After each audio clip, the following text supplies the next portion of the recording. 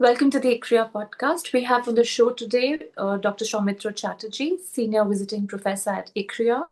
I have requested Dr. Chatterjee to speak to us about the second China shock. He has argued that this second China shock will be felt more in developing countries than in the Western world. Requesting you, Dr. Chatterjee, to take us through your argument and your slides. Thank you, Puja. Thank you so much for having me on this. So the whole kind of argument is based on some joint work that I've been doing with Arvind Subramanian.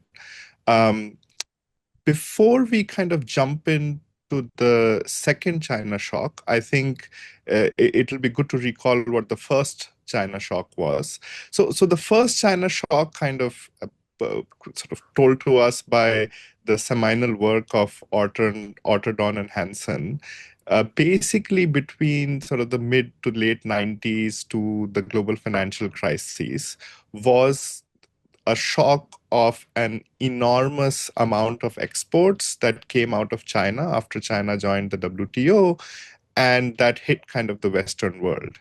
Now, there's a little bit of debate on this, on whether kind of the deindustrialization of the West was due to the China shock, or was it just technological progress, i.e., the Western countries were there were secular trends. They were kind of diversifying out of manufacturing into services, so that deindustrialization would have happened anyway.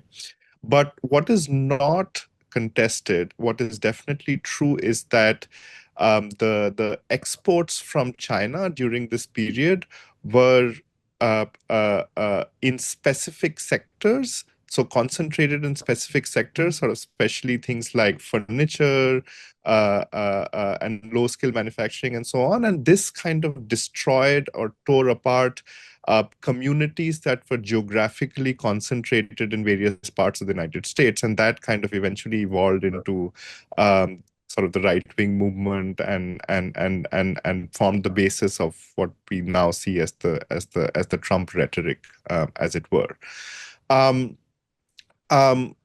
It's not contested that this was kind of big. It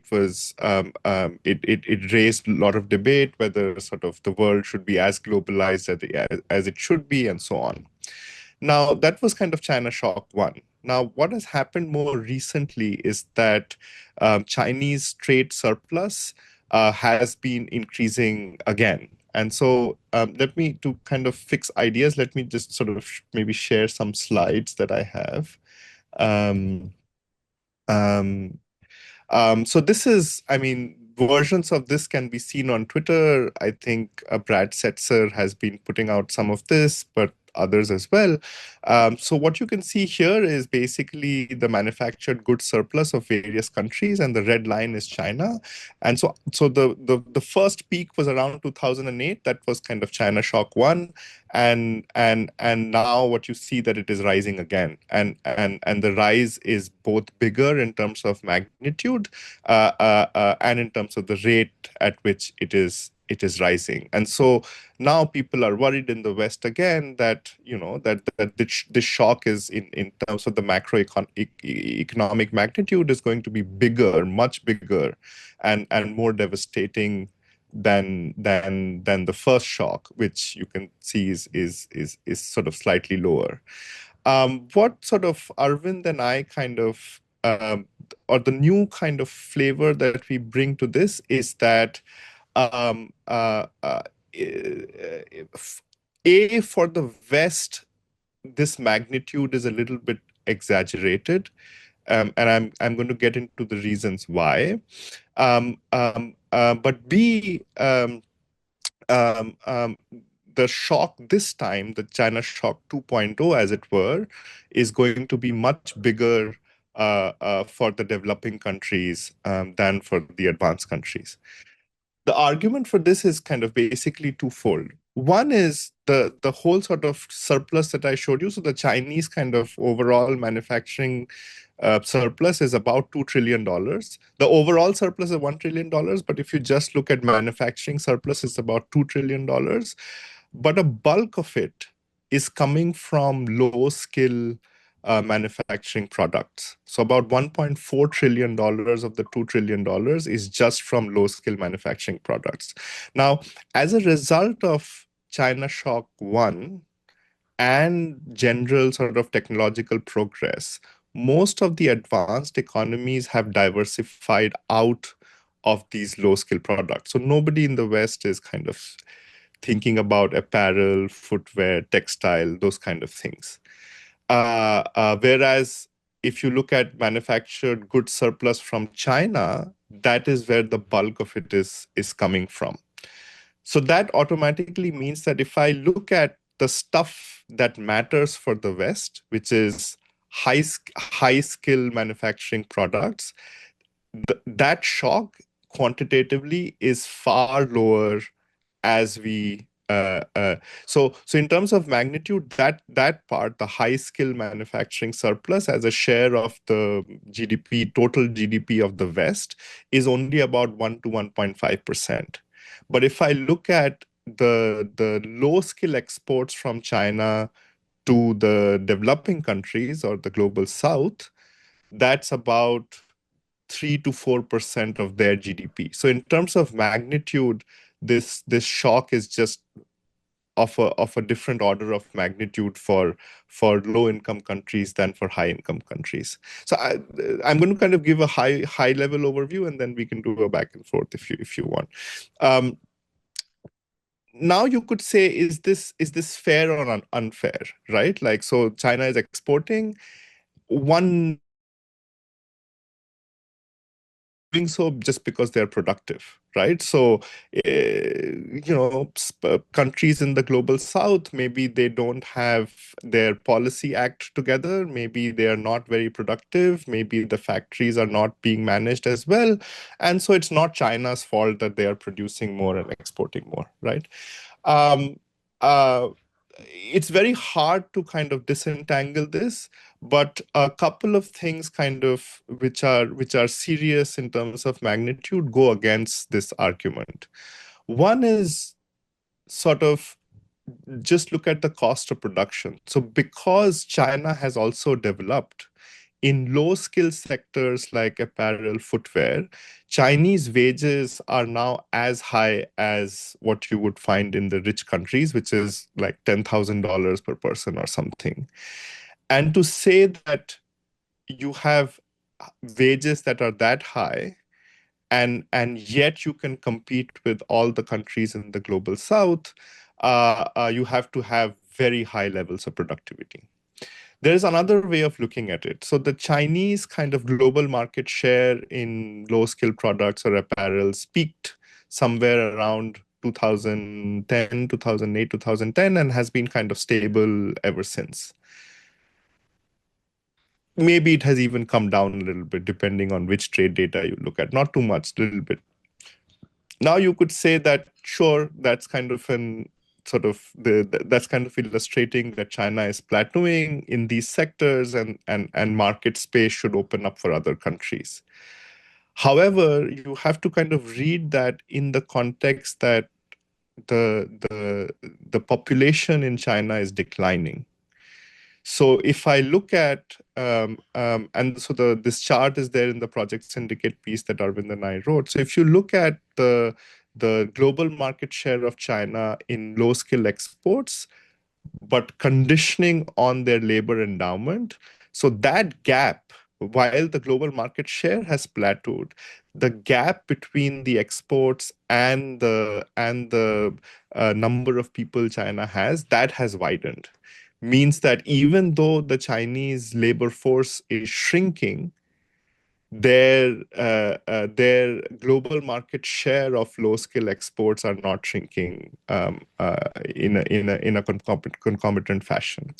And now there is kind of more research that has come out of the IMF, and Brad Setzer has been writing some of this, that the instruments that are fueling some of this, one is an undervalued exchange rate. So Brad Setzer estimates that the Chinese exchange rate is undervalued by about at least 20%. which is a lot. And we had kind of thought that, the Chinese exchange rate was undervalued early on, and then they had kind of gotten their act together. But what is coming out of the new research now is that these forex reserves are not held by the central bank in China, but by the commercial banks. So it's all kind of fudged in the books and very hard to detect. But if you do that properly, the undervaluation is kind of there.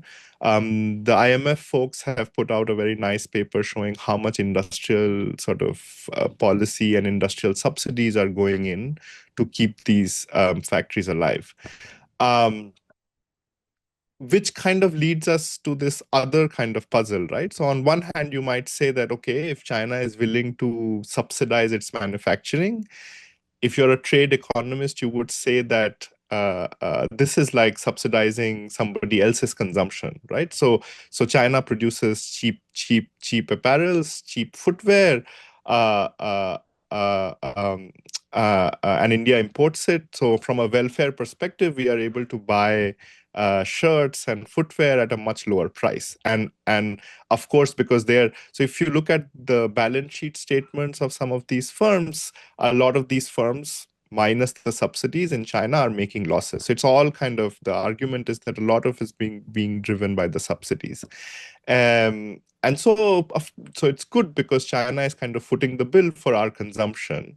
The place where this kind of becomes a problem a little bit is that it closes down avenues for development and job creation in low income countries, because sure, consumption is cheap, but these are the very sectors which are going to create jobs for millions of people in low and middle income countries.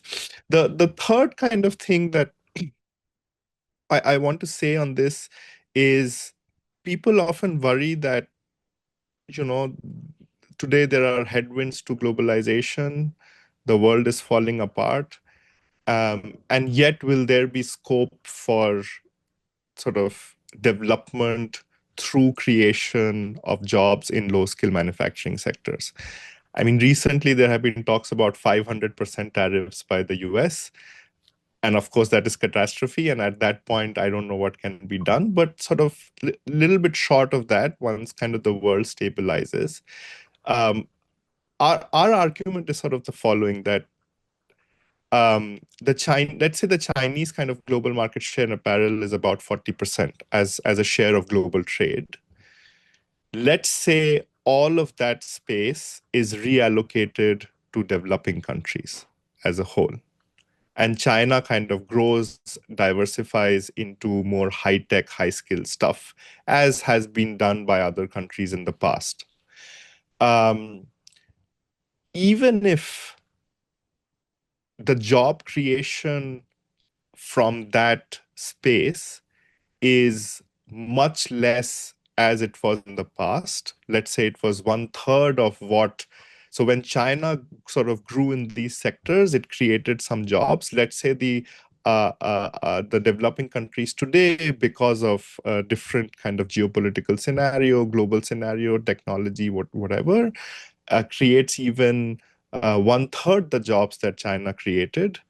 Even that is going to be a lot. And so, I mean, look at India's kind of global market share in these sectors is about 4%. So if India can go from not from 4 to 40%, but from 4 to 8%, even that has a lot of scope for creating jobs and kind of pushing development, and so on. The last bit that I want to talk about quickly, and then I would love to hear what you say, is that, why would China do this? I mean, they are mercantilists. They are kind of doing very well. They are producing and exporting to the rest of the world. Why should they change any policy to seed space for low skill manufacturing to developing countries? And here the argument is a little bit for their own sake, if they want to kind of become like a global hegemon. which they have signaled, right? So the US is kind of ceding that space. So for a very long time, the US was the provider of global public goods. The US was the lender of last resorts, and more importantly, the US maintained open markets for the rest of the world for a very long time. I mean, the fact that the US ran current account deficits for such a long period just means that it opened up its markets for countries that were poorer than it, for them to kind of produce, export to the US market, and then develop. And one of the biggest beneficiaries of that was China itself. Now, if China wants to kind of claim that space, it can still kind of be mercantilist and be a production behemoth in the high skill sectors.